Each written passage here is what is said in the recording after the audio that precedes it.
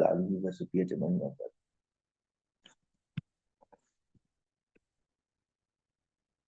Bismillahirrahmanirrahim. Ya, pada pagi hari ini saya akan menyampaikan materi tentang gizi makronutrien. Mungkin sebelumnya terkait makronutrien ini sudah disampaikan oleh Dr. Doti ya, terkait pencernaan, kemudian absorpsi ya, pencernaan dan absorpsi makronutrien seperti karbohidrat, protein, dan lemak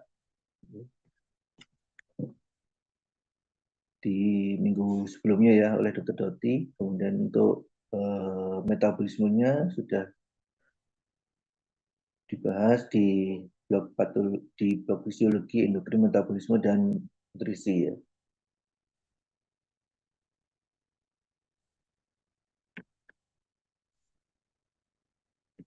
Lanjut. Yang untuk saya akan membahas terkait ini kandungan makanan yang banyak mengandung makronutrien ini dan juga fungsinya. Selain itu juga menghitung kebutuhan dari makronutrien, karbohidrat, protein, dan lemak, dan juga bagaimana kita mengetahui cara bahwa mengetahui bagaimana makronutrien yang kita konsumsi itu baik atau berkualitas atau bermutu, gitu ya. Ya, betul, gizi itu berasal dari bahasa Arab gisa ya, dengan dialek Indonesia dibaca gizi yang berarti makanan yang menyehatkan. Sementara menurut Undang-Undang Nomor 18 Tahun 2012 tentang pangan, untuk gizi adalah zat atau senyawa yang terdapat dalam pangan yang terdiri atas karbohidrat, protein, lemak, mineral, vitamin, serat, air, dan komponen lain yang bermanfaat bagi pertumbuhan dan kesehatan manusia. Lanjut. Nah, untuk karbohidrat sendiri ya, karbohidrat merupakan zat gizi berupa senyawa organik yang terdiri dari atom karbon, hidrogen, dan oksigen yang digunakan sebagai bahan pembentuk energi. Karbohidrat diperoleh dari bahan pangan yang berasal dari tanaman berupa biji-bijian, atau serealia, umbi-umbian, buah-buahan, dan sayur-sayuran. Kemudian karbohidrat itu merupakan zat makanan yang paling populer sebagai sumber utama energi bagi tubuh ya.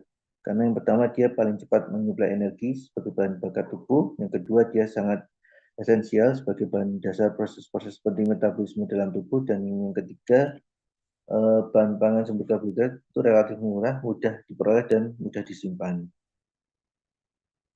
Lanjut.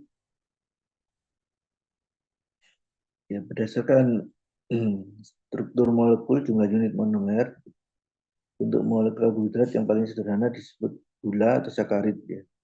Berdasarkan jumlah unit monomernya diklasifikasikan sebagai monosakarida. Contohnya ada glukosa, fruktosa, galaktosa, manitol, dan sorbitol. Kemudian ada disakarida, itu terdiri dari 2 unit monomerik, ada maltosa, sukrosa, dan laktosa. Maltosa itu 2 glukosa, sukrosa itu fruktosa dan glukosa, dan laktosa itu galaktosa dan glukosa. Kemudian ada oligosakarida, itu kalau unit monomer 3-9, ada maltodextrin, rafinosa, staciosa, dan fructooligosaccharides. Nah, kalau lebih dari 10 ya, 10 atau lebih atau sama dengan dari 10 monomerik itu disebut pati ya. Contohnya pati tersusun dari kombinasi amilosa dan amilopektin dengan berbagai variasi proporsinya. Kemudian ada juga polisakarida non pati, ini biasanya serat ya, seperti selulosa, hemiselulosa, pektin, hidroklorid, dan juga glukogen. Glukogen ini bentuk simpanan dalam tubuh, di dalam otot dan hati. Lanjut. Nah, kalau berdasarkan sifat kecernaan karbohidrat, ya, itu dapat dikasihkan sebagai karbohidrat yang dapat dicerna, itu semua karbohidrat non serat. Kemudian ada juga karbohidrat yang tidak dapat dicerna, yaitu semua karbohidrat yang tergolong serat. Hanya saja ini ada dua juga ya. Serat itu ada yang dapat larut dalam air, ada yang tidak larut dalam air. Contoh yang serat larut dalam air, contohnya pektin, gum, sorbitol, manitol, dan sebagian kecil dari hemiselulosa. Sedangkan serat yang tidak larut dalam air itu ada selulosa, lignin, dan sebagian besar hemiselulosa. Ya. Lanjut, ini untuk jenis dan sumber karbohidratnya. Ya. Kalau glukosa itu gula yang terpenting dalam tubuh ya, dia punya 6 karbon heksosa. Glukosa juga dikenal sebagai gula fisiologis, gula anggur atau dextrosa. Ini produk utama yang dibentuk dari hidrolisis karbohidrat kompleks dalam proses pencernaan. Dalam sel glukosa dioksidasi untuk menghasilkan energi dan disimpan dalam hati dan sebagai glykogen dalam otot. Ya. Ini bisa diperoleh dari makanan secara bebas, contohnya buah-buahan, jagung manis, bunga angkat, dan madu, dan juga dari hasil pencernaan pati. Kemudian fruktosa, ini merupakan gula termanis dan dari jenis gula lainnya, dikenal sebagai buah-buahan dan memiliki nama lain ribolosa. Sumber fruktosa selain dari buah-buahan juga bisa dibuat ya dari glukosa dan gula tebu. Lanjut, ini untuk galaktosa, contoh jenisnya lain. Ini gula khusus yang tidak terdapat dalam bentuk bebas di alam ya, tapi dalam susu ya. Susu diproduksi dari laktosa, gula dalam susu dengan cara hidrolisis dalam proses pencernaan. Kemudian jenis yang lain ada mannitol dan sorbitol. Mannitol dan sorbitol merupakan alkohol heksahidrik ya, yang masing-masing merupakan turunan dari glukosa dan manosa. Kemudian memiliki taraf kemanisan yang sama dengan glukosa. Sorbitol ini punya nilai kalori yang sama dengan glukosa, terdapat dalam buah-buahan, sayuran, dan produk diet ya. Lanjut,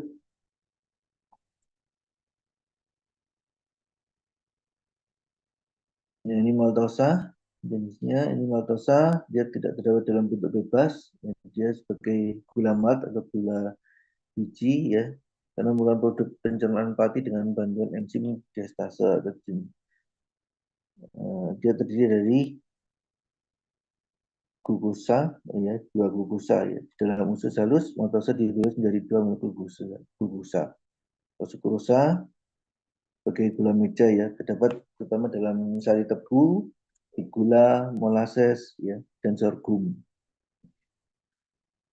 Kemudian dalam usus halus ditulis menjadi fruktosa dan glukosa. Jumlahnya 50-50. Untuk laktosa, merupakan gula utama dalam susu, tidak terdapat dalam tanaman, ya, hanya dijumpai pada susu hewan menyusui dan ASI. Susu sapi itu mengandung 4-6% laktosa, sedangkan ASI mengandung 5-8% laktosa. Ya. Lanjut,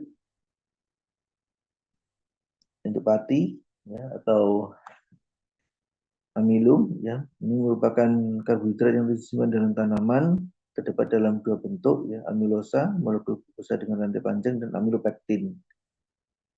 Ini terdapat dalam biji-bijian, terutama sayuran, kemudian akar, serta buah-buahan yang belum matang. Kalau dextrin ini merupakan hasil antara pencernaan pati menjadi maltosa. Dextrin ini punya sifat lebih larut dan lebih manis dari pati. Ya. Contohnya itu makanya anak kecil itu lebih suka mengunyah makanan ya, mengunyah nasi karena semakin lama dikunyah dia semakin manis gitu ya. Nah, salah satu produk hasil degradasi pati itu adalah sirup jagung yang dibuat dari sari pati jagung. Untuk glikogen dia polisakarida rantai bercabang-cabang menyerupai amilopektin. Itu disebut dalam hati dan otot. Dia hanya terdapat dalam bahan pangan hewani. Ya, itu pun dalam jumlah yang sedikit ya.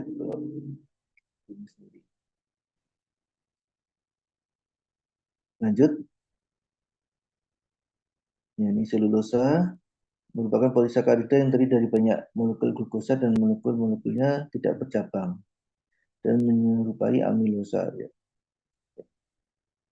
Selulosa tidak dapat dicerna oleh manusia karena manusia tidak punya enzim yang cukup untuk menghidrolisis. Ya. Selulosa merupakan kerangka sel tanaman, banyak terdapat dalam buah-buahan, lapisan luar sayuran, tangkai, dan daun serta lapisan luar biji-bijian dan kacang-kacangan. Ya.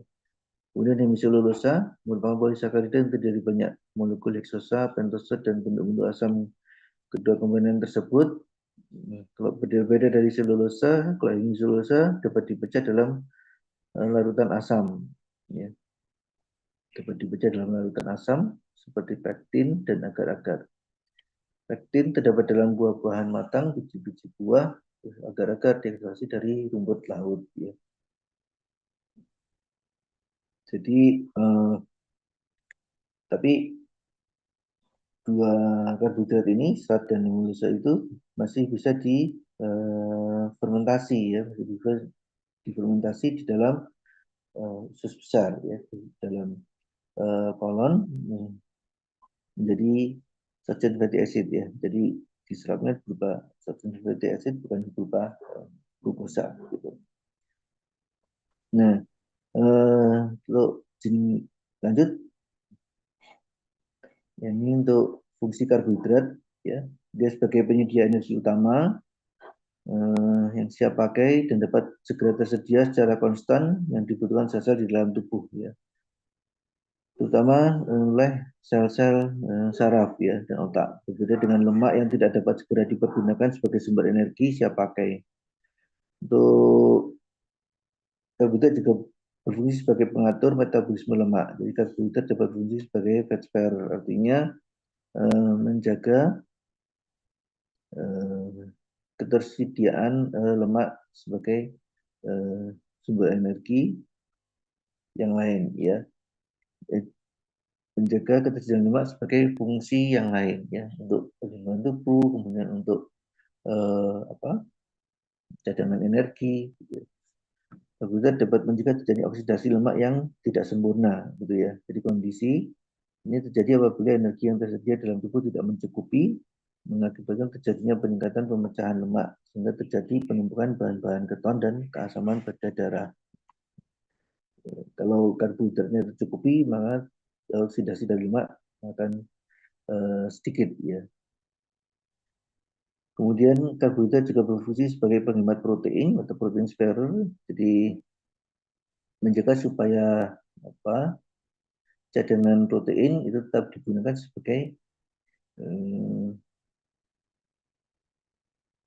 tubuh, ya, digunakan oleh tubuh sebagai zat pembangun, ya, sesuai dengan fungsi dari protein, fungsi utama dari protein, jadi sebagai zat pembangun, kemudian pembentukan antibodi, ya. Jadi mempunyai fungsi utama sebagai zat pembangun jaringan tubuh, kan, sehingga supaya fungsi protein tersebut terjaga, jadi kebutuhan energi dari karbohidrat harus terpenuhi. Karena apabila tidak terpenuhi, maka proteinnya dipecah untuk menghasilkan energi, sehingga fungsi utamanya sebagai zat pembangun, kemudian sebagai pembentuk enzim, hormon itu akan terganggu. Selain itu, dia juga sebagai penyuplai energi utama untuk sel otak dan saraf, ya. Jadi glukosa merupakan satu-satunya sumber energi otak dan susunan saraf. Cuman dalam keadaan normal atau tidak lapar, otak dan jaringan saraf memerlukan sekitar 150 gram glukosa setiap hari. Maka bila glukosa darah turun jauh di bawah ambang normal menyebabkan rasa pusing.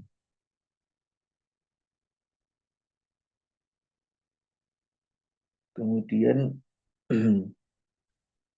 fungsi karbohidrat lainnya ada sebagai pengatur peristaltik usus dan pemberi muatan sisa makanan, ya. Jadi serat sebagai polisakarida yang tidak dapat dicerna itu berfungsi untuk mengatur peristaltik usus, ya.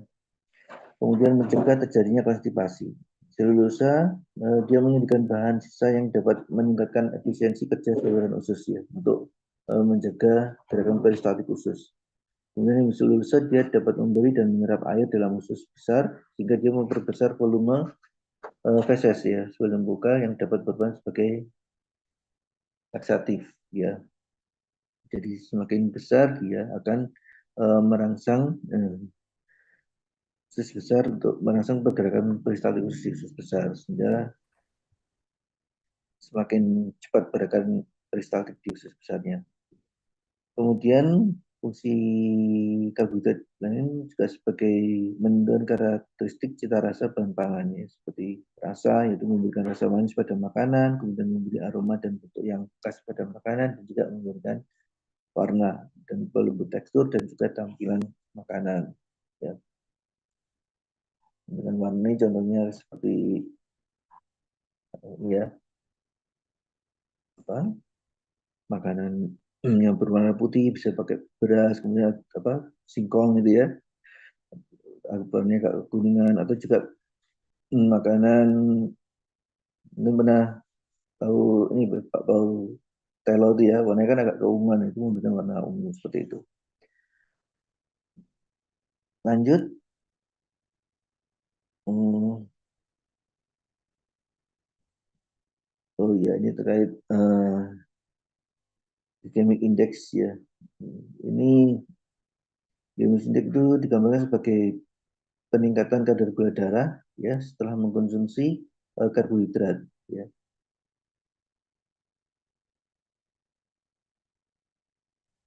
Jadi makanan yang semakin tinggi glycemic indeksnya itu apa semakin dalam jumlah yang sama karbohidrat kita konsumsi, maka peningkatan kadar gula di dalam darah juga semakin tinggi. Lanjut. Ya, ini contohnya. Jadi dicek setelah makan ya, setelah makan karbohidrat diperiksa gimana apa kandungan glukosa dalam darahnya. Ya. Lanjut. Ya, ini beberapa faktor yang mempengaruhi glycemic index ya. Ada varietas genetik dari bahan makanan, kemudian tingkat kematangan bahan makanan, kemudian metode pemasakan ya atau prosesnya, kemudian lamanya atau waktu transit pada usus, dan ada tidaknya protein atau lemak pada makanan. Lanjut.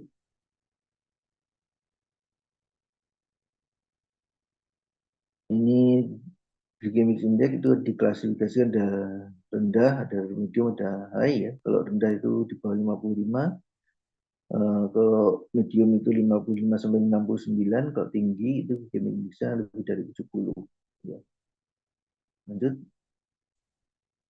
Nah, ini adalah beberapa contoh bahan makanan dengan kandungan glycemic indeksnya ya. Untuk buah yang paling tinggi itu semangka ya, paling tinggi glycemic indexnya, kemudian makanan untuk french fries ya. Kalau yang sedang itu contohnya popcorn ya, oatmeal, kemudian yang rendah itu apel, kemudian kentang manis ya. Dan sweet potato ini direbus ya, jadi pengolahan itu tadi mempengaruhi. Jadi kentang pada saat direbus itu glycemic indexnya 54, sementara kalau sudah dipotong-potong dan digoreng ya buat french fries dia meningkat indeksnya.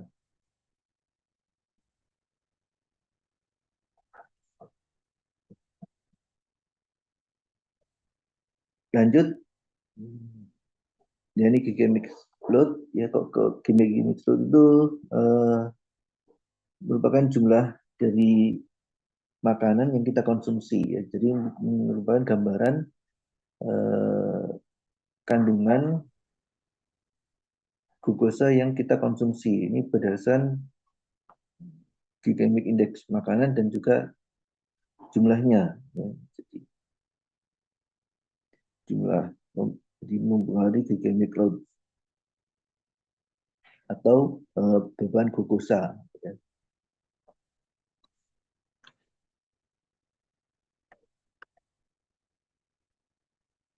Nah, ini hubungan antara glycemic index dan glycemic load ya.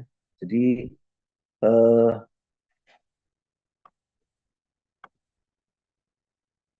kalau tadi glycemic index kan menggambarkan apa ya? Suatu gambaran ya, dia menggambarkan ini laju peningkatan kadar glukosa darah setelah mengonsumsi karbohidrat gitu. Nah, kalau glycemic load itu jumlah keseluruhan glukosa yang dikonsumsi, ya jumlah karbohidrat yang dikonsumsi itu berglikemik atau glikemic load. Ya. Jadi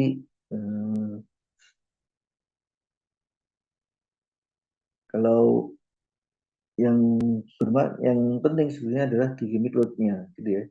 Jadi kalau makanan yang kita konsumsi itu glikemiknya tinggi, tapi yang dimakan jumlahnya sedikit, maka glikemic load-nya juga rendah, gitu ya. Tapi kalau makanan yang kita konsumsi glikemic indeksnya sedikit, ya rendah, tapi yang dikonsumsi banyak, ya bisa juga memberikan glikemic load yang besar pula, gitu ya. Lanjut, sebelum ke lemak, sebenarnya untuk melihat kualitas dari karbohidrat itu ada beberapa hal yang penting ya. Selain dari glycemic index dan glycemic load, itu juga ada hal-hal yang perlu kita perhatikan untuk melihat kualitas dan mutu dari karbohidrat itu sendiri ya. Ada beberapa analisa dari karbohidrat, yaitu analisa kuantitatif dan analisa kualitatif. Untuk analisa kuantitatifnya itu ada beberapa metode ya, yaitu analisis total karbohidrat by difference. Itu untuk menganalisis analisa kimia dan karbohidrat dalam pangan pada umumnya dilakukan untuk menentukan komposisinya. Ya.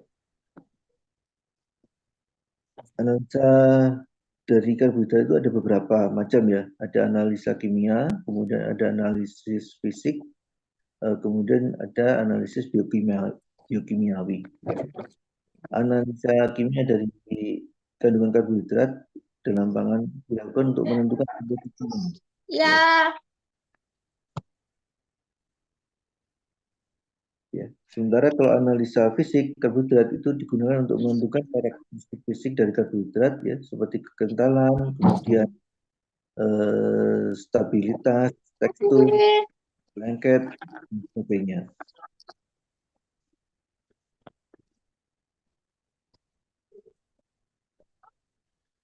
Dan mungkin bisa dimutkan dulu.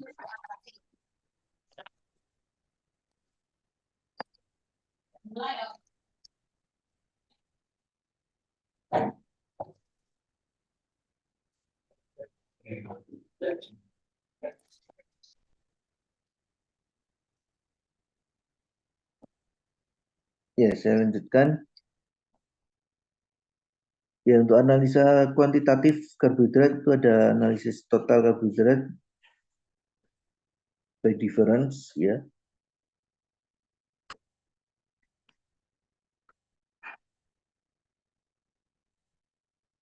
Ada juga metode analisa karbohidrat tersedia dan analisis total ya. Analisis total itu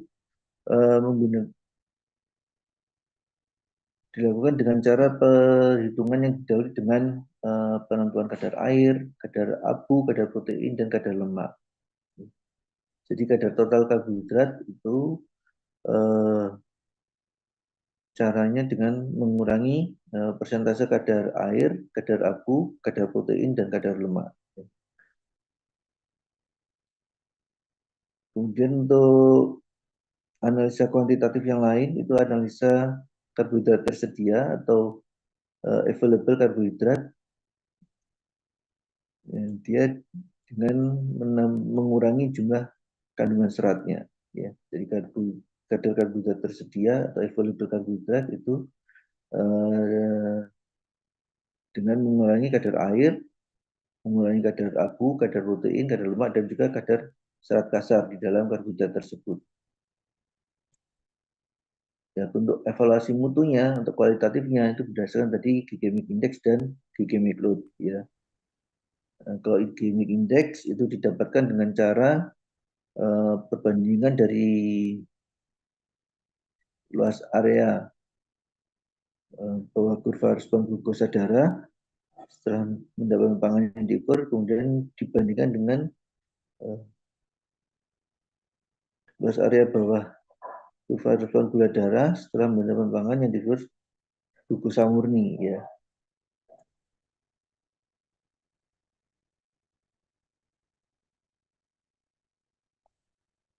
Untuk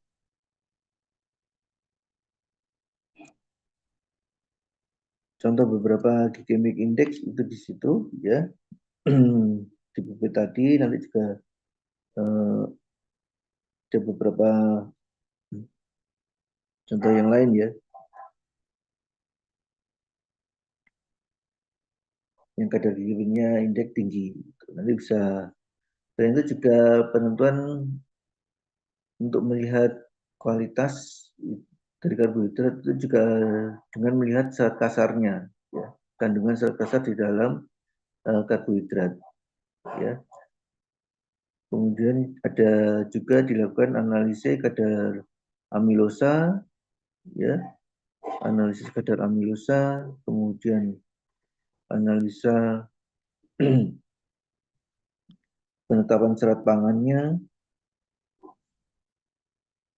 kemudian juga pemeriksaan serat pangan yang larut dalam air dan tidak larut tadi.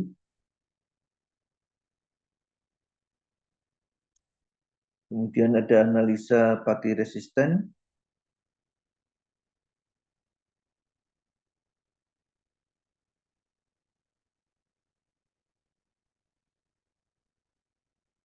Nah, untuk metodenya, pemeriksaan masing-masing itu ada tahapannya sendiri-sendiri ya. Lanjut ke lemak.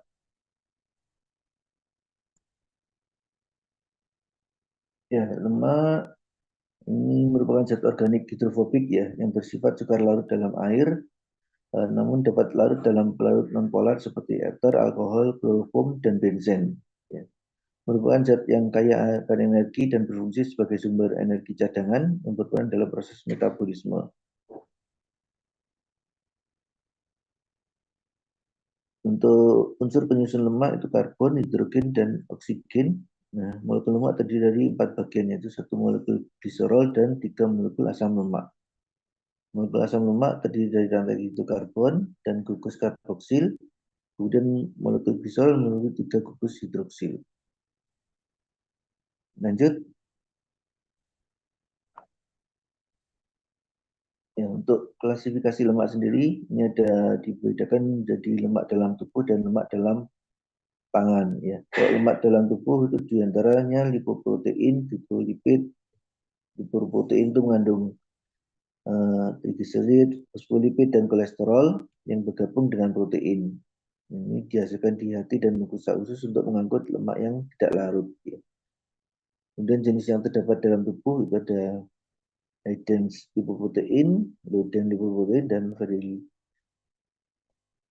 low dense lipoprotein. Kalau lipid itu merupakan senyawa lipid yaitu glycerol dan asam lemak yang bergabung dengan karbohidrat, fosfat atau nitrogen. Menurut fungsi biologi dalam tubuh itu diklasifikasikan sebagai lemak simpanan, contohnya trigliserid, dan lemak struktural. Itu jadi dia berperan dalam membentuk sel, ya, contohnya fosfolipid dan kolesterol. Kalau lemak dalam pangan itu terdapat dalam bahan pangan dan dapat digunakan oleh tubuh manusia. Ini mencakup trigliserid, asam lemak jenuh, asam lemak tak jenuh, dan kolesterol. Lanjut.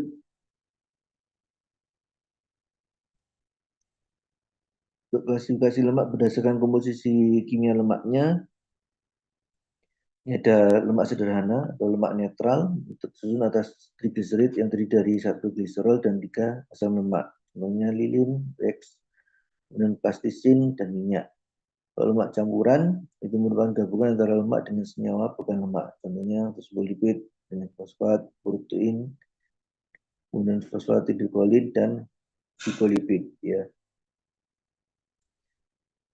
untuk lemak asli atau derivat lemak dengan senyawa yang dihasilkan dari proses hidrolisis lipid, contohnya kolesterol dan asam lemak.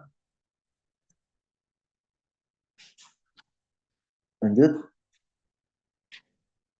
Ya, berdasarkan ikatan kimia lemak, ini ada asam lemak jenuh, short chain fatty acid, biasanya bersifat padat dan merupakan ikatan tunggal. Ya. Kemudian ada asam lemak tak jenuh tunggal, monounsaturated fatty acid, dia mempunyai satu ikatan rangkap. Kemudian ada lemak tak jenuh ganda, polyunsaturated fatty acid. Ya. Dia mengandung lebih dari satu ikatan rangkap. Ya. Dia bersifat cair dan mudah teroksidasi. Lanjut. Nah, berdasarkan sumber lemaknya, lemak hewani, lemak nabati, berdasarkan konsistensi, ada lemak padat atau namanya fat atau gaji ya. Kemudian lemak cair atau minyak, juga minyak kelapa, minyak jagung, minyak kacang. Ya. Kemudian berdasarkan wujudnya, ada lemak tak terlihat yang ikut termakan dengan makanan, contohnya daging, ugat. Kemudian ada lemak terlihat, contohnya ekstraksi minyak dan mentega. Ya.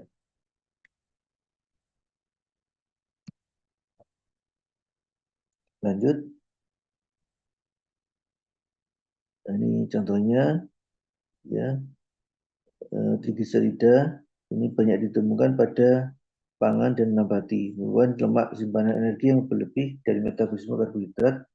Dia menyusun sebagian besar jaringan adiposa. Lipid, dia merupakan lemak majemuk, gabungan asam lemak dengan fosfor, merupakan lemak struktural, sebagian besar dekat dengan membran sel.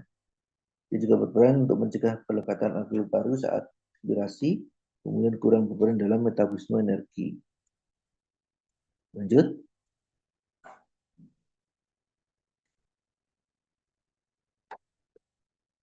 Ini lecithin,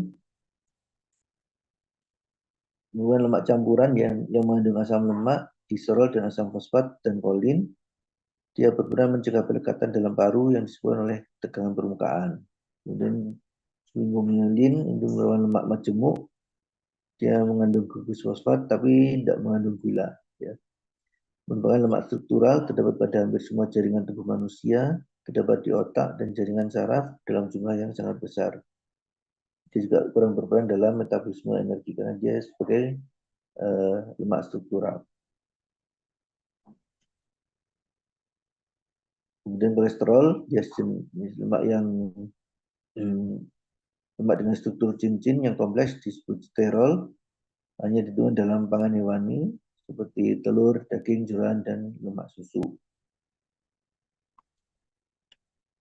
Lanjut, ini asam lemak jenuh, ya, lemak yang tidak dapat mengikat hidrogen lagi karena merupakan lemak non-esensial. Dia bersifat padat dan merupakan ikatan tunggal, jadi dia tidak bisa mengikat hidrogen lagi ya.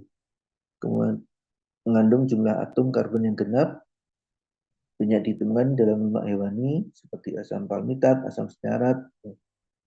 Lanjut,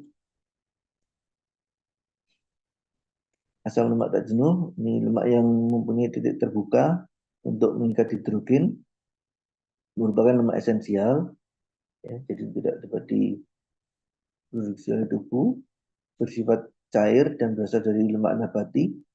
Berdasarkan jumlah titik terbuka dan jumlah ikatan rangkapnya dibedakan ada monounsaturated fatty acid, ya, dia terdiri satu ikatan rangkap, contohnya asam oleat, terdapat dalam minyak kacang tanah, minyak zaitun, alpukat. Kemudian kok lebih dari satu ikatan rangkapnya disebut polyunsaturated fatty acid, contohnya asam linoleat omega 6 dan asam linolenat omega 3. Omega 6 contohnya minyak sayur, minyak kedelai, minyak jagung. Omega 3 dari minyak ikan, ikan tuna, salmon. Ya. Lanjut.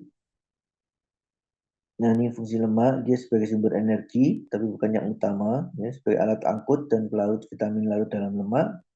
Kemudian sebagai protein sparer, sama seperti karbohidrat tadi, sebagai protein sparer juga. Kemudian memberi rasa kenyang dan kelezatan.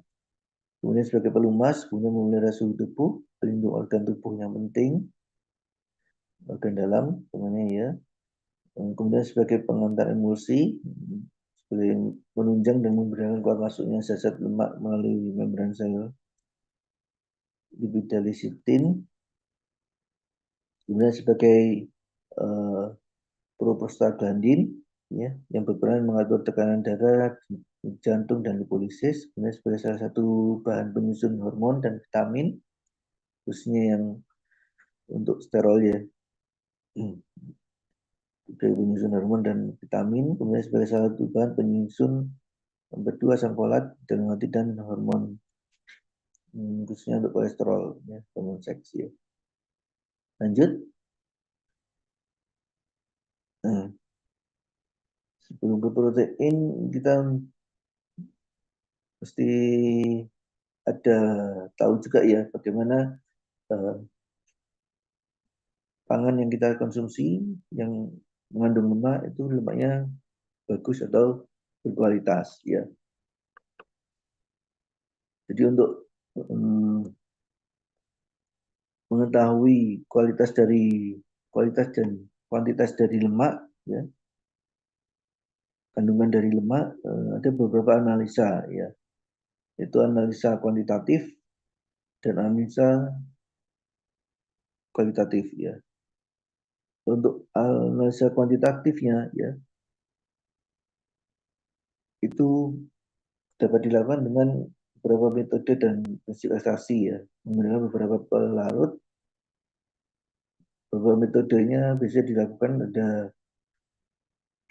Goldfish, ada Pioneer, ada Babcock, ada Blake, ada Gerber ya, dan sebagainya ya. Tapi yang dilakukan biasanya dengan metode Sohlet ya. Metode Sohlet ini dilakukan dengan cara melarutkan lemak dalam sampel ya, menggunakan pelarut organik dalam kondisi panas. Kemudian setelah pelarut itu diuapkan, lemak yang tersisa ditentukan dengan prinsip gravimetri. Sementara untuk yang pangan bentuk cair, contohnya produk susu, metode yang dilakukan adalah metode Gerber ya. Jadi yang sering dilakukan untuk evaluasi kuantitatif, analisa kuantitatif itu yang tersering adalah metode Solet dan metode Gerber ya. Untuk metode Solet itu untuk yang produk padat ya, sementara untuk produk cair itu metode Gerber ya. Kemudian untuk analisa mutunya, ya, evaluasi mutu itu ada beberapa cara ya. Yang pertama dengan bilangan iod ya, atau iodine value. Bilangan iod atau iodine value itu melihat jumlah dalam gram ya iodine yang dapat diikat oleh 100 gram lemak. Ya. Parameter ini penting untuk industri sawit biasanya, industri minyak sawit kemudian dapat digunakan sebagai panduan pada proses pengolahan minyak sawit. Kalau bilangan iod itu digunakan dengan metode titrasi, juga menggunakan pelarut.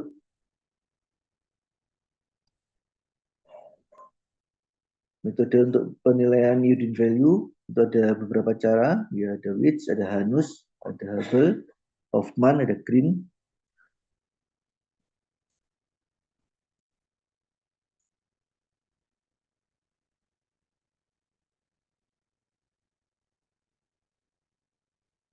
Untuk metode Witts ya, yang biasa sering digunakan itu dengan penambahan larutan iodin monoklorat dalam campuran asam asetat dan karbon tetraklorida ke dalam sejumlah sampel yang akan diuji ya.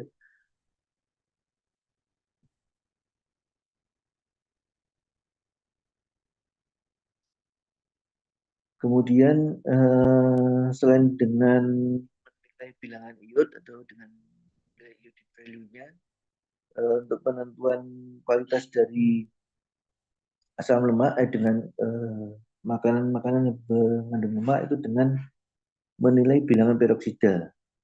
Ya. Bilangan peroksida itu suatu parameter yang penting untuk menentukan derajat kerusakan pada minyak atau lemak akibat proses oksidasi. Ya.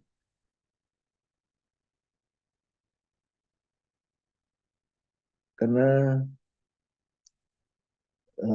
minyak atau lemak itu merupakan ester ya, adalah ester dari asam-asam lemak dan gliserol.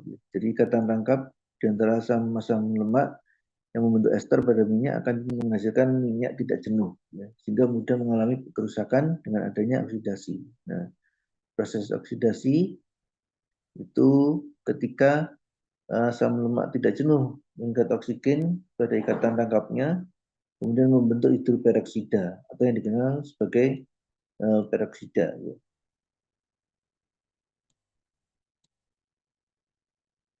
Kemudian selanjutnya pemecahan senyawa peroksida ini akan membentuk pemecahan senyawa peroksida selanjutnya akan membentuk aldehid ya, aldehid, keton dan asam-asam lemak bebas yang diidentifikasi sebagai aroma yang tidak sedap ya, atau tengik itu dari minyak. Ini biasanya akan muncul setelah minyak itu digunakan berulang-ulang ya. Pada saat pemadaman berulang dia bau yang tidak sedap atau tengik ini akan muncul. Karena itu tingkat kerusakan minyak itu diukurnya dari jumlah senyawa peroksida yang terbentuk dalam minyak tersebut. Ya.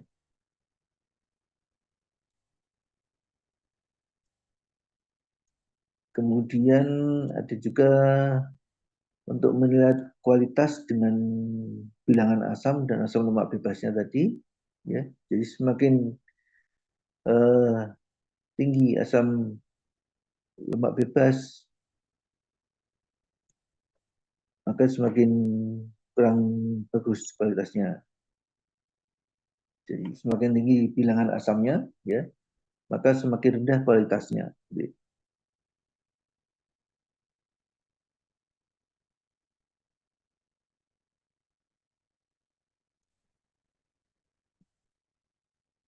Selain selain bilangan asam dan asam lemak bebas, ya, juga untuk melihat kualitasnya, kualitas lemak itu dengan melihat profil asam lemak. Ya. Profil asam lemak itu dilakukan dengan pemeriksaan gas kromatografi. Ya. Nah, dari profil asam lemak ini bisa dikategorikan berdasarkan tiga kelompok ya. Berdasarkan panjang rantai, ada asam lemak rantai pendek, asam lemak rantai sedang, ya, kemudian asam lemak rantai panjang, ya. Asam lemak rantai pendek itu kalau asam lemak dengan ekor alifatik punya jumlah karbon 5 atau kurang, ya. Contohnya asam butirat. Kalau asam lemak rantai sedang itu asam lemak dengan ekor alifatik yang memiliki jumlah karbon 6 sampai 12 yang bisa membentuk trigliserid rantai sedang. Kalau asam lemak rantai panjang itu memiliki jumlah karbon 13 sampai 20 karbon. Ya. Asam lemak dengan ekor alifatik yang memiliki jumlah karbon 13 sampai 20. Sedangkan asam lemak rantai sangat panjang, kalau asam lemak dengan ekor alifatiknya memiliki jumlah karbon sama dengan 22 karbon atau lebih. Ya.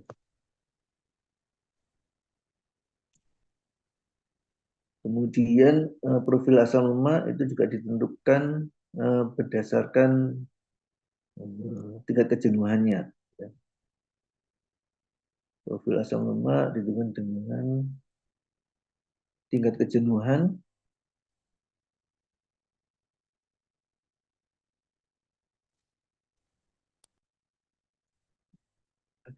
tadi disampaikan ya, asam lemak jenuh dan tidak jenuh. Kemudian selain dari tingkat kejenuhan juga dari kandungan asam lemak trans, ya, kandungan asam lemak trans atau trans fatty acid.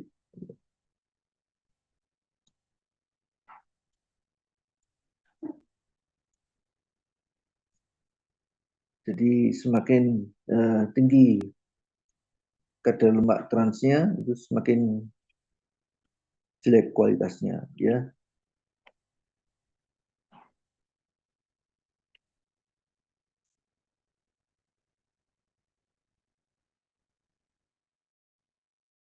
Lanjut. ke protein.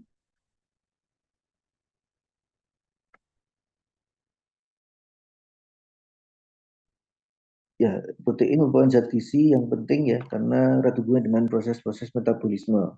Ya, protein itu mengandung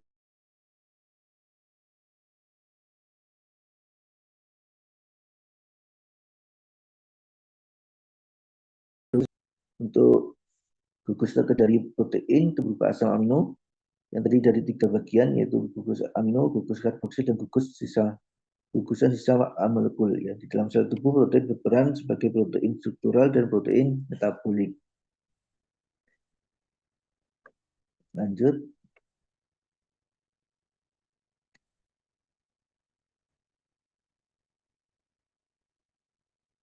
Ya, lanjut.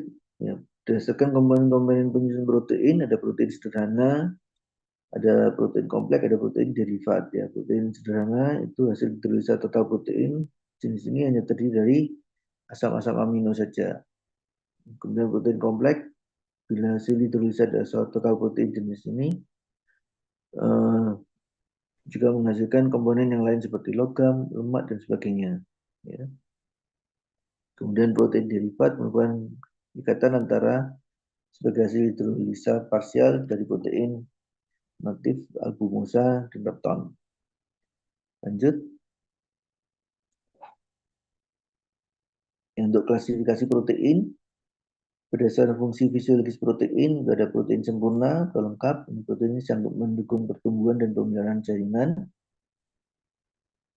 Protein setengah sempurna atau setengah lengkap itu protein ini sanggup mendukung pemeliharaan jaringan, ya, tapi tidak dapat mendukung pertumbuhan. Jadi untuk pemeliharaan saja, ya, tapi tidak dapat mendukung pertumbuhan. Sedangkan protein tidak sempurna atau tidak lengkap, ini tidak sanggup mendukung pemeliharaan jaringan dan tidak dapat mendukung pertumbuhan. Lanjut.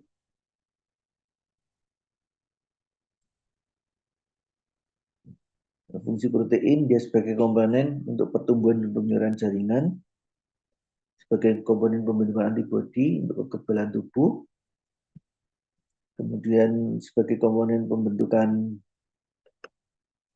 enzim dan hormon yang berperan dalam proses metabolisme, sebagai pengangkut dan penyimpan zat gizi, sebagai pengatur keseimbangan cairan dan asam basa dalam tubuh, kemudian sebagai komponen pembentukan gen yang berperan dalam menyimpan dan menghasilkan sifat-sifat keturunan sebagai sumber energi cadangan. Lanjut.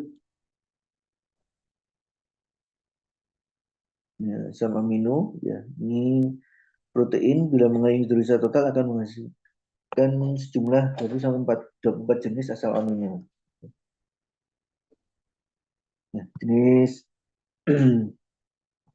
asam amino yang dihasilkan tergantung dengan metode hidrolisis yang dilakukan. Ya. Ada 3 cara yang dapat ditempuh untuk menghidrolisa protein. Ada hidrolisa asam untuk menghubungkan asam kuat anorganik HCl atau H2SO4 dengan hidrolisa basa untuk menggunakan basa kuat anorganik kalium hidroksida atau natrium hidroksida atau hidrolisa enzimatik yang menggunakan satu enzim atau beberapa enzim. Lanjut.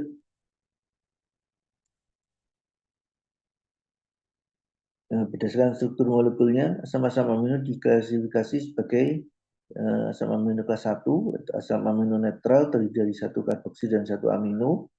Lalu kelas 2 itu asam amino basic, ya.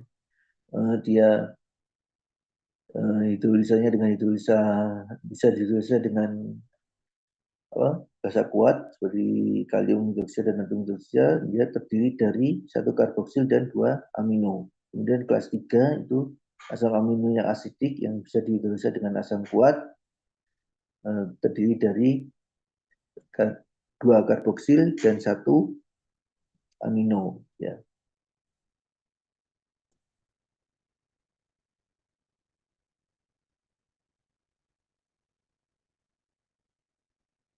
Lanjut.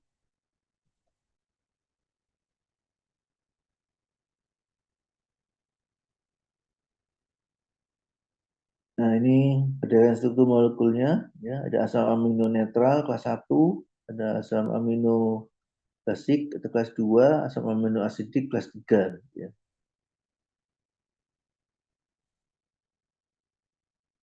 Di sini ada contohnya ada asam amino kelas 1, asam amino netral, itu ada asam amino alifatik, ya, terdiri dari kisin, alanin, sarin, threonin, valin, lisin, sulosin, asam amino aromatik, asam amino belerang, cystein, cystein, methionine, dan asam amino heterosiklik, hidrofan, prolin, hidroprolin, dan 3 hidroksiprolin. Ya. Asam amino basik kelas 2, contohnya histidin, arginin, lisin, hidroksilisin, dan citrulin.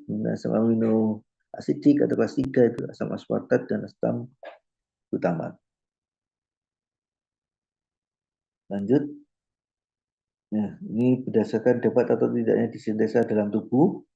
Lalu ada asam amino esensial, asam amino non esensial, asam amino non esensial bersyarat, dan asam amino yang penting. Ya. Asam amino esensial itu tidak dapat disintesa dalam tubuh. Contohnya ada isoleusin, lesin, misin, metionin, fenilalanin, threonin, toluol, valin, dan histidin. Kalau non esensial artinya dia dapat disintesa dalam tubuh. Alanin, arginin, asam aspartat, asparagin, asam glutamat, glutamin, glisin, prolin, serin, ya. Nah, asam amino esensial bersyarat contohnya sistein dan tirosin, ya. Asam amino esensial bersyarat ini maksudnya dia asam amino yang apa dapat disintesa dalam tubuh, tapi dengan pada satu kondisi tertentu dia menjadi esensial atau tidak dapat diproduksi dalam tubuh. Ya.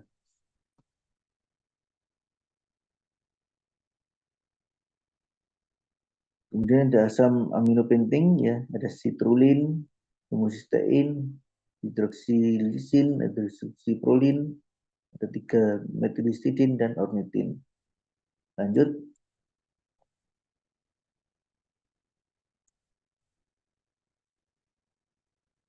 Nah, untuk sebelum ke kebutuhan masing-masing makronutrien, untuk melihat mengetahui kualitas protein yang kita konsumsi, jika tadi saya sampaikan ada analisa tertentu, ya. Untuk analisanya ada kuantitatif dan juga analisa kualitatif untuk protein. Jadi kan unit terkecil dari protein itu kan asam amino, ya. Jadi melihatnya protein itu baik dalam arti bermutu atau tidak itu berdasarkan dari kandungan asam aminonya, ya, baik dari kuantitatif maupun kualitatif. Ya. Untuk analisa kuantitatif dari protein itu biasanya dapat dilakukan dengan pendekatan menghitung kadar nitrogen total dari protein tersebut, ya. Biasanya seringkali disebut sebagai kadar crude protein atau protein kasar, ya. Itu dengan menghitung kadar nitrogen totalnya, ya. Perhitungan kadar protein itu dengan menghitung persentase nitrogen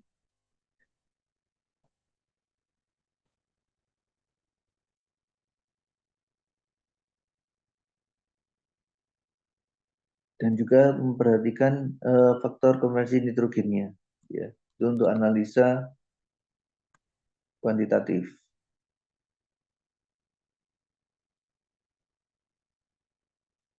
Untuk analisa mutu atau kualitatif dari bahan pangan dari sumber protein itu bisa melihat dari profil asam amino, ya.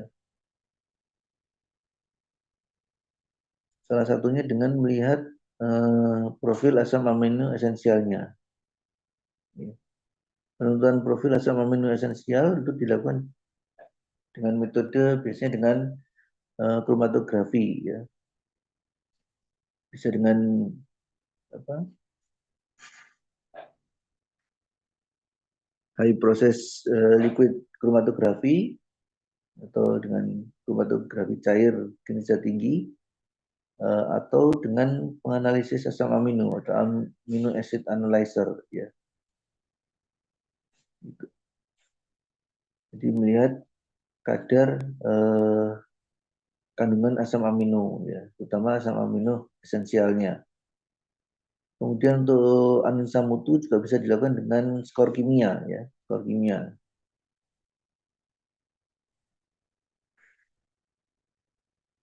Skor kimia ini ditentukan dengan menilai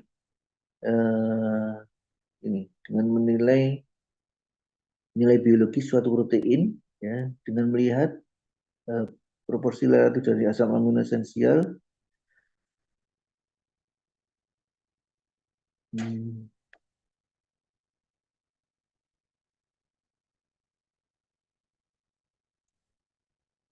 Nah, dengan melihat skor asam amino, ya.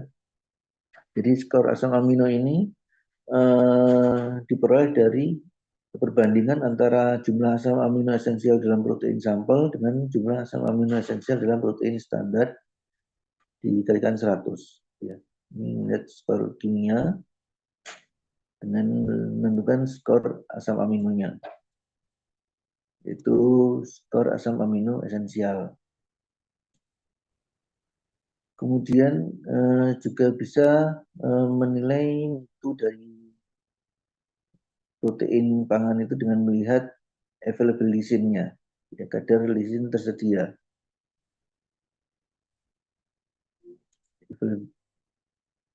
Available lisin atau lisin yang tersedia.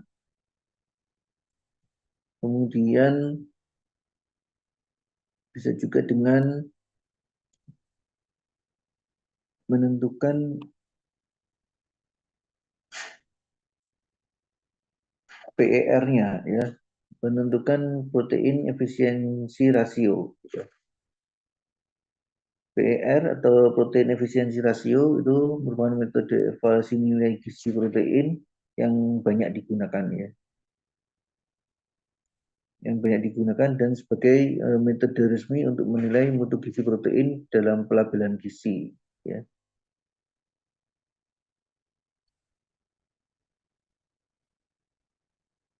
Ini merupakan caranya dengan suatu perbandingan, ya, suatu perbandingan atau rasio antara pertambahan berat badan yang diperoleh dengan jumlah protein yang dikonsumsi, ya. Ini biasanya dilakukan percobaan di hewan coba, ya, di tikus biasanya, untuk menilai PR, ya, protein efisiensi rasio.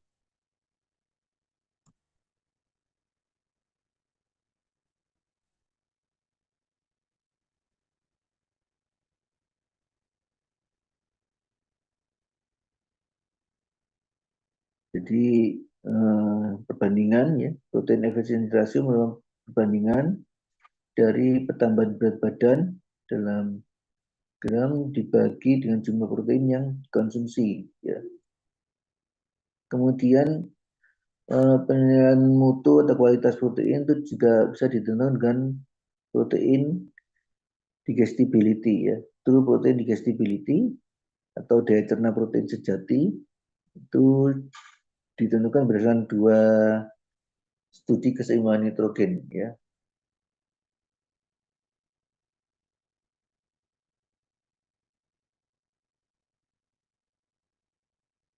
Kalau tadi eh, protein esensial rasio kan berdasarkan penambahan berat badan dengan dibagi dengan protein yang dikonsumsi. Nah, kalau daya cerna protein sejati atau true protein digestibility itu hanya melihat eh, jumlah nitrogen, ya, dengan melihat jumlah nitrogennya, melihat jumlah nitrogen yang dikonsumsi, kemudian jumlah nitrogen feses, ya, dan dikoreksi dengan jumlah nitrogen feses kelompok yang tidak diberikan protein. Jadi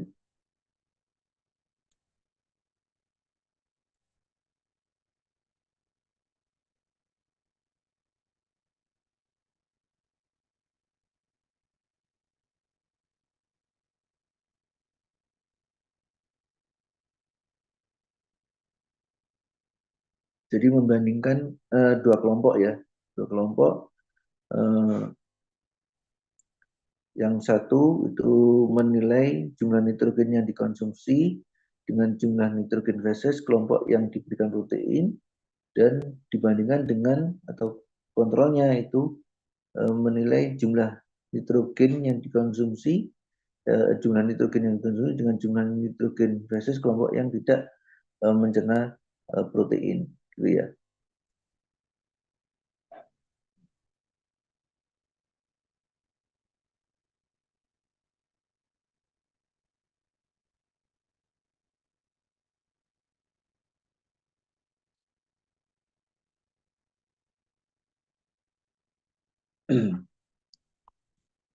Kemudian juga menilai mutu dengan menentukan nilai biologis suatu protein, ya, suatu makanan yang mengandung protein. Ya.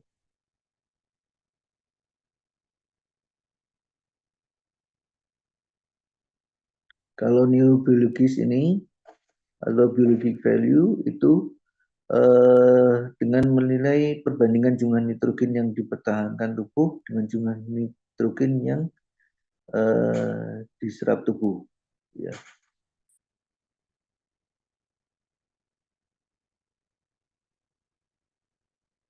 Jadi sebagai nilai biologis ini menggambarkan seberapa cocok asam amino yang diserap tubuh itu dapat memenuhi kebutuhan tubuh. Ya.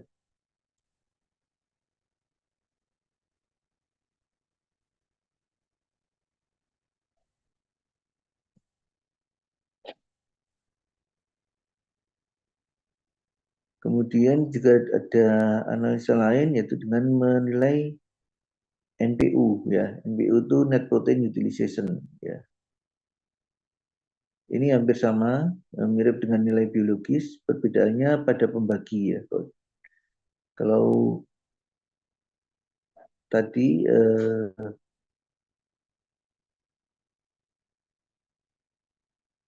perbedaannya ada pada pembagi di mana kalau ini jumlah yang dikonsumsi yang sebagai pembanding ya.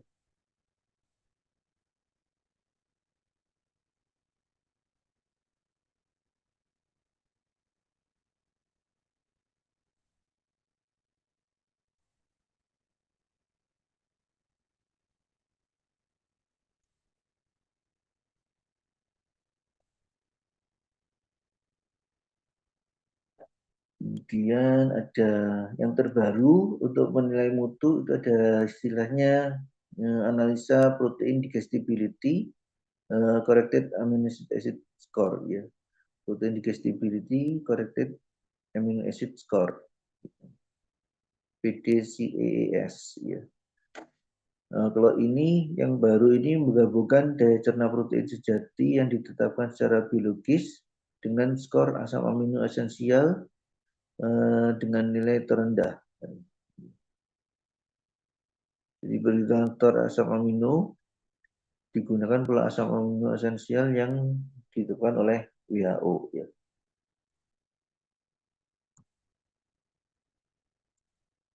Ada dua metode analisa mutu dari protein selain yang tadi. Protein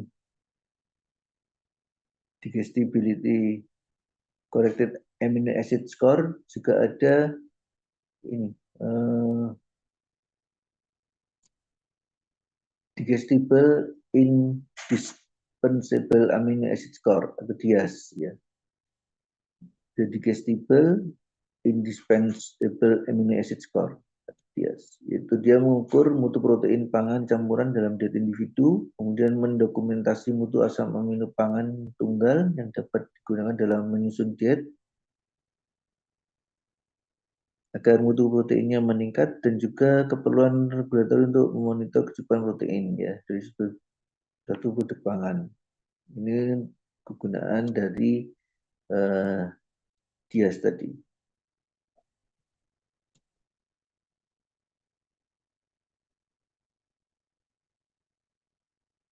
Hanya saja DIAS ini kadang kurang ini ya, hanya sebatas memandang daya cerna protein, ya, dengan melihat daya cerna asam amino.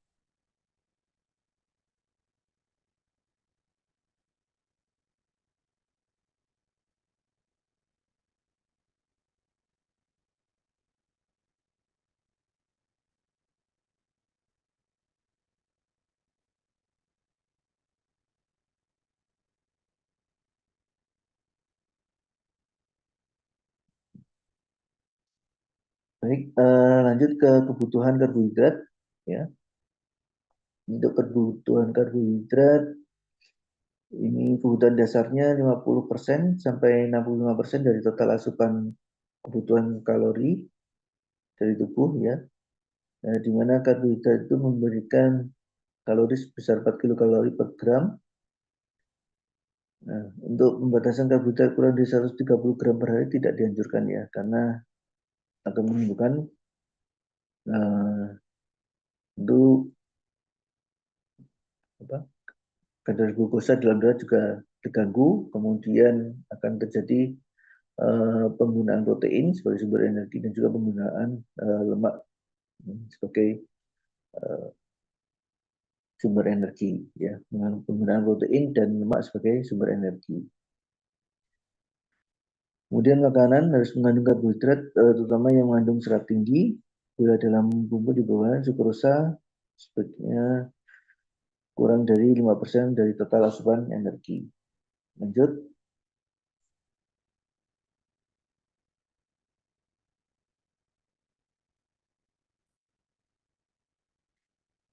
Ya, lanjut.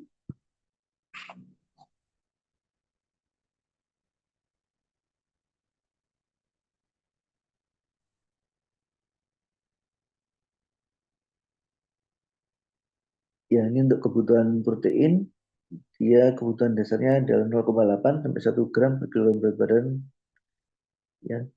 Ini untuk rata-rata berat badan, ya, atau sesuai berat badan ideal, ya.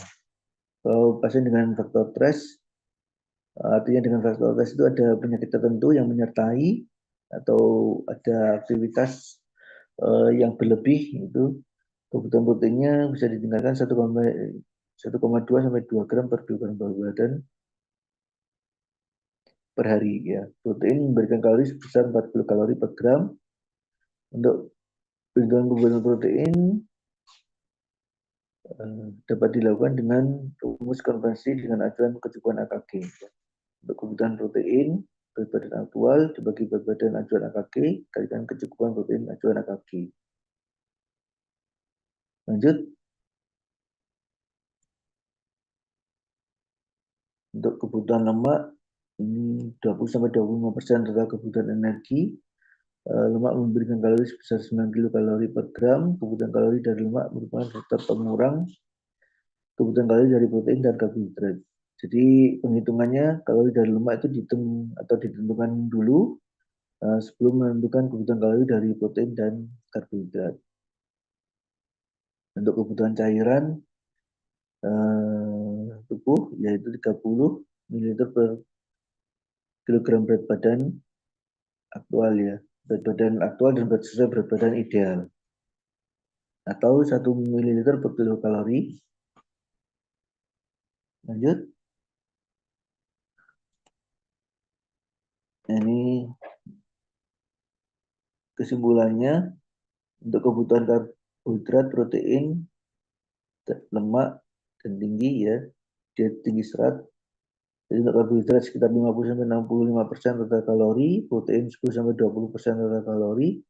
Untuk lemak itu sebaiknya kurang dari 30% total kalori, ya. Sebaiknya 20-25 saja, ya. Untuk lemak jenuhnya kurang dari 7% dari total kalori, dan untuk makanan harus tinggi serat, ya, setidaknya 15 gram per 1000 kalori. Lanjut. Ini adalah angka kecukupan. Lanjut. Ya, ini angka kecukupan energi, ya. Protein, lemak, karbohidrat, serat berdasarkan AKG, ya. Berdasarkan angka kecukupan gizi untuk orang Indonesia, ya. Ini untuk semua kelompok umur, bayi, anak, laki-laki, dan lanjut. Ini untuk yang perempuan, ya, dan kondisi ibu hamil dan menyusui, ya. Ini berdasarkan AKG, ya.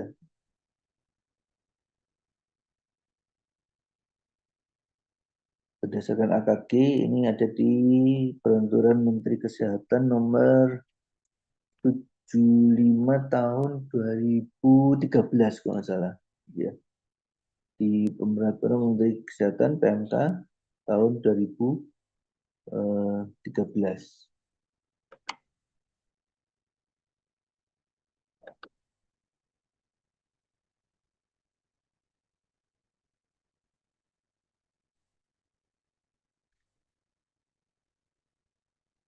Oh iya.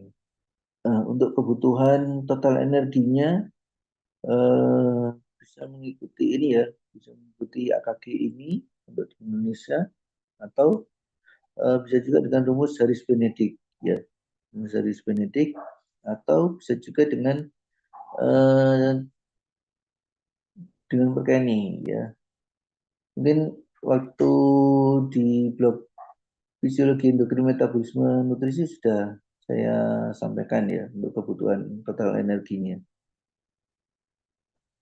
Untuk total energi, untuk penghitungan cepatnya itu untuk laki-laki bisa 30 kilokalori per kilogram berat badan per hari. Untuk bila berat badannya ideal, untuk wanita eh, untuk kebutuhan kalori pada basal itu 25 kilokalori per kilogram berat badan per hari, kemudian dikalikan faktor stresnya, ya, faktor stres dan faktor aktivitas fisik. Kalau faktor stresnya tidak ada penyakit, kemudian aktivitasnya biasa saja, bisa dikalikan 1,1. Untuk faktor faktor stresnya, ya, dibandingkan satu untuk faktor aktivitas fisik, tergantung jenis aktivitas fisiknya, ya.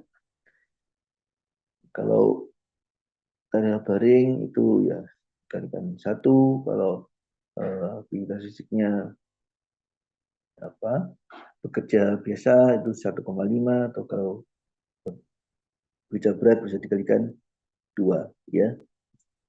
Mungkin nanti bisa dibaca di perhitungan gizi, ya, di dulu waktu di ini sudah pernah di blog fisiologi endokrin metabolisme nutrisi, ya.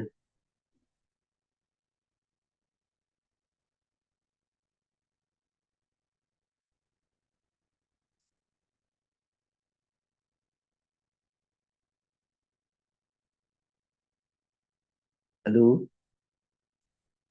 Ya dokter, Ya, untuk perhitungan kalori total sudah pernah ini di blog fisiologi endokrin metabolisme dan nutrisi, kan, ya.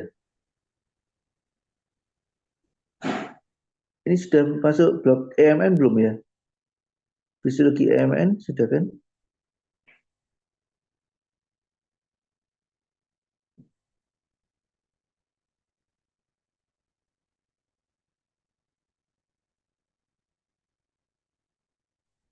sudah dokter. Ya, blog fisiologi endokrin metabolisme nutrisi sudah, kan, ya? Sudah.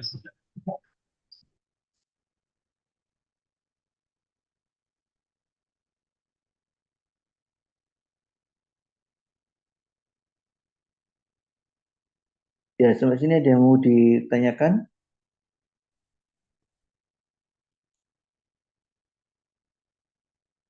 Mungkin sudah cukup dokter.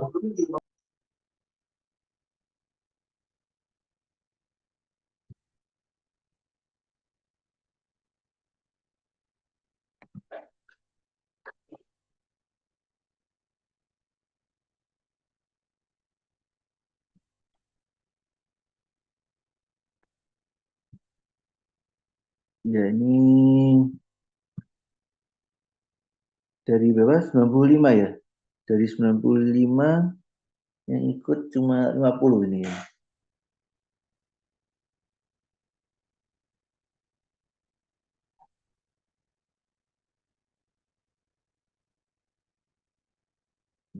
Eh,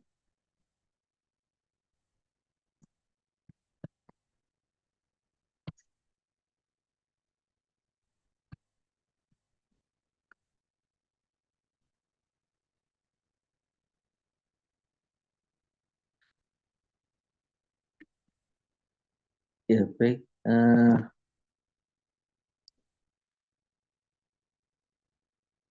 Baik, kalau tidak ada pertanyaan, mungkin bisa kita akhiri untuk kuliah saya hari ini.